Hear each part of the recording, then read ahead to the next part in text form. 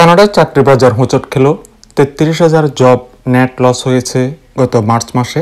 ২০২২ সালের জানুয়ারি মাসের পর এই প্রথম কানাডার চাকরির বাজারে একটা ধাক্কা লাগলো, যেটা এর আগে এক নাগারে যখন চাকরির বাজার বৃদ্ধি পাচ্ছিল গত বছরের নভেম্বর থেকে এবং এই বছরের 2025-এর জানুয়ারি পর্যন্ত বেশ ভালোই ছিল চাকরির বাজার, এবং এক হিসেবে দেখা গেছে 2,11,000 নতুন চাকরি সৃষ্টি হয়েছে এই কয়েক মাসে। কিন্তু মার্চ মাসে এসে চাকরির বাজারে কিছুটা ডিক্লাইন করেছে এবং স্ট্যাটিস্টিক্স কানাডার হিসাব অনুযায়ী 33,000 নেট লস হয়েছে চাকরি। এটা ডোনাল্ড ট্রাম্প যে ট্যারিফ ধার্য করেছে, রেসিপ্রোকাল ট্যারিফ, এবং কানাডাও পাল্টা ট্যারিফ ধার্য করেছে, এটার একটা ফল। তবে 100% এটার এফেক্ট না, কিছুটা ট্যারিফের একটা প্রভাব আছে, কিন্তু অন্যান্য ফ্যাক্টরগুলো এখানে কাজ করেছে এই নেট লসের ব্যাপারে। কানাডার পাবলিক সেক্টরে তত বেশি প্রভাব না পড়লেও বেশি ক্ষতিগ্রস্ত হয়েছে কানাডার প্রাইভেট সেক্টর। প্রায় 48,000 চাকরি লস হয়েছে মার্চ মাসে। যদিও গত 4-5 মাস আমরা দেখেছি সেখানে প্রায় 97,000 চাকরি সৃষ্টি হয়েছে কানাডার প্রাইভেট সেক্টরে, সেটা 2024 নভেম্বর থেকে 2025 জানুয়ারি পর্যন্ত।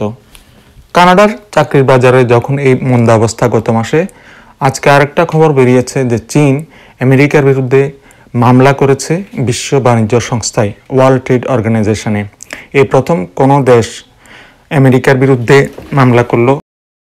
ডোনাল্ড ট্রাম্প ট্যারিফ ঘোষণার পর থেকে বিভিন্ন দেশে এই প্রতিক্রিয়া দেখা গেলেও সরাসরি কেউ কোনো মামলা করে নাই। এই প্রথম চীনই এগিয়ে এলো মামলা করার জন্য। শুধু মামলাই করে না, চীন পাল্টা কিছু ট্যারিফও ধার্য করেছে। শুধু তাই না, চীন আমেরিকার 16টা প্রতিষ্ঠানকে কালো তালিকাভুক্ত করেছে, অর্থাৎ ব্ল্যাক লিস্টেড করেছে, এবং আরও 11টা আমেরিকান প্রতিষ্ঠানকে তারা অবিশ্বস্ত হিসেবে ঘোষণা করেছে।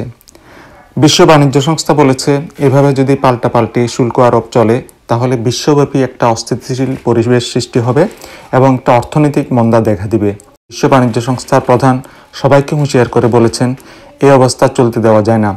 এতে পুরো পৃথিবীতে একটা বিরূপ প্রতিক্রিয়া সৃষ্টি হবে এবং রিসেশন আরও খুব জোরদার হবে ভবিষ্যতে যদি এই অবস্থার নিরসন না হয়। এদিকে আমেরিকার প্রেসিডেন্ট ডোনাল্ড ট্রাম্পের শুল্ক আরোপ করার পর থেকে বিশ্বের পুঁজিবাজারে দরপতন শুরু হয়েছে।